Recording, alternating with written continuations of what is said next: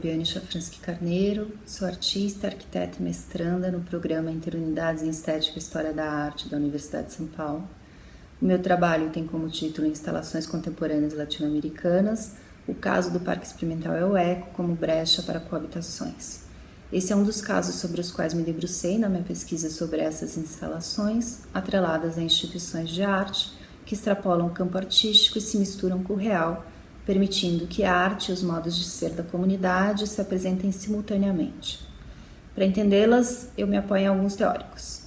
A partir de Néstor Garcia Canclini, é possível compreender a arte contemporânea na condição globalizada e interdependente da atualidade, e em especial as práticas plurais que incluem produções artísticas, comportamentos, linguagens, objetos, vínculos em rede, instituições, espaços urbanos e meios de comunicação. Armando Silva também dá subsídios para a compreensão dessas manifestações. Dentre elas, as arquiteturas experimentais, que se instalam nos espaços por um curto período, implicam o social e propiciam uma coabitação que permite afetos e o se imaginar como coletivo. Essas práticas muitas vezes combinam o virtual e o físico, onde a partir do uso da tecnologia se organiza a saída física coletiva. Por fim, Jacques Rancière afirma que a arte pode intervir na partilha do sensível, isso é, no arranjo de quem pode fazer parte e ser ou não visível. E principalmente aponta para a produção não pautada na relação causa-efeito, que pode embaralhar as fronteiras e permitir o dissenso, definido por ele como uma disposição do sensível, onde aparências não escondem a realidade e não há regime de narrativa único. Por meio dessas colocações é que se abordou o Parque Experimental El Eco, uma instalação concebida pelo escritório mexicano Predelesp, no contexto do concurso Pabellum Eco 2016, organizado pelo Museu Experimental El Eco da Universidade Nacional Autônoma do México. Idealizado a partir de debates sobre a arquitetura dos espaços públicos da cidade, suas praças e sua constante programação oficial, propunha transformar o museu público em parque a partir da instalação de uma série de itens do cotidiano e grama natural no pátio da instituição, e também de um site interativo, onde qualquer pessoa podia agendar sua atividade, contribuir para a programação e vincular seus registros. O parque funcionou como um convite ao uso diário do museu pela comunidade, que o tomou para suas diversas atividades por mais de um mês. Também movimentou pautas públicas nos meios de comunicação, embaralhou as fronteiras entre papéis, territórios e discursos. Esse trabalho, portanto, busca compreender o caráter emancipatório dessa produção a partir dessas abordagens. Obrigada. Olá a todos, meu nome é Janaína Antunes e hoje eu gostaria de falar um pouquinho com vocês sobre o fluxo criativo no ciberespaço. Começando com um fluxograma que nos mostra como o fluxo criativo se dá na cidade, ou seja, no espaço físico e no ciberespaço. Na cidade, nós temos um ambiente de influência cultural, de fluxo comunicacional, que nos traz um hibridismo cultural que é territorial, ou seja, nós somos influenciados pelo que está ao nosso redor, tanto territorialmente quanto temporalmente. Com a introdução do ciberespaço como um novo ambiente, nós temos novos meios de influência cultural, novos meios de interatividade e nós temos a glocalidade, ou seja, o local, que não é nem local e nem global, é o sítio virtual, é o local onde nós estamos quando nós estamos, por exemplo, na visita virtual de um museu. Nós não estamos nem na cidade onde nosso corpo se encontra fisicamente e nem literalmente fisicamente neste museu.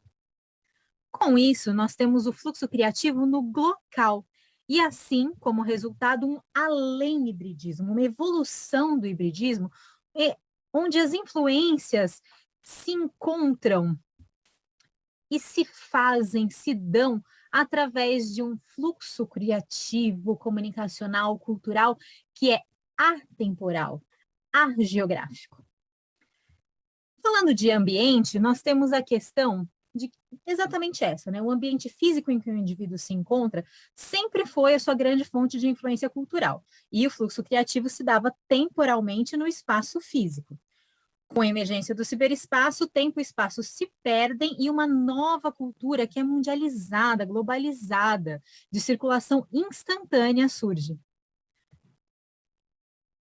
O responsável por isso é o ciberespaço. A sociedade contemporânea expandiu as suas fronteiras criativas para além dos limites concretos, né, das localidades geográficas. Ela se tornou globalizada e ampliada com o ciberespaço. Ele transcende o espaço geográfico e o tempo cronológico, estabelece uma expansão ao fluxo criativo e cultural em relação aos processos de interação nos quais os parâmetros concretos da experiência criativa eram impostos por esses limites geográficos e temporais.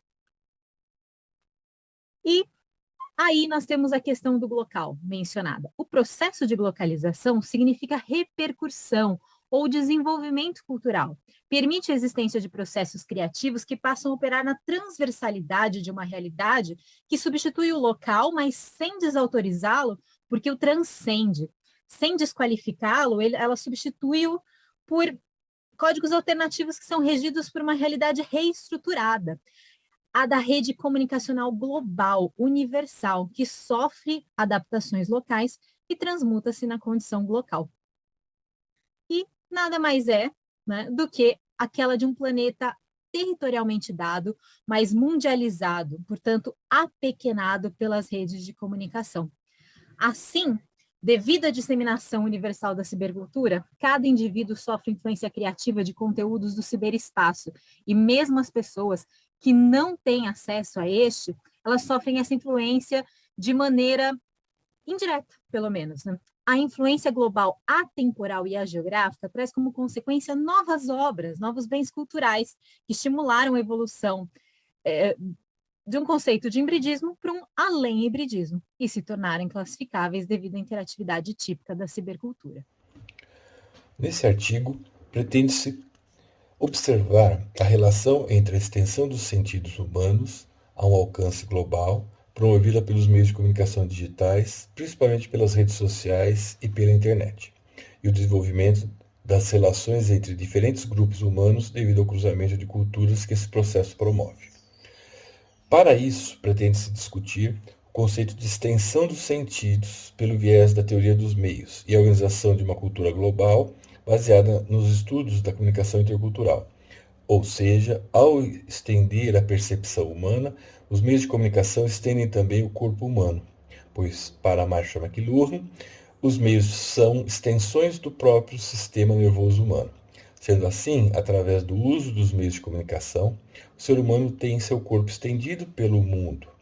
Dessa forma, cria-se um corpo estendido e com os meios de comunicação digitais, a internet e as redes sociais, cria-se um corpo estendido e virtualizado, cuja o alcance é mundial. Levando em consideração essa ideia, pretende-se observar os efeitos do corpo estendido pelos meios em relação à constituição de uma cultura globalizada.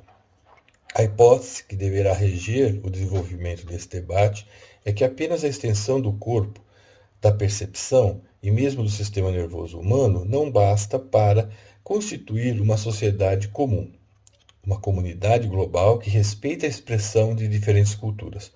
Para que possa se organizar uma sociedade com uma dimensão global que respeite de maneira ética e que se misture de maneira equilibrada através de trocas de informação e não de maneira impositiva e violenta, torna-se necessário o desenvolvimento de uma postura diferenciada, guiada não por uma visão multiculturalista, mas por uma ação intercultural.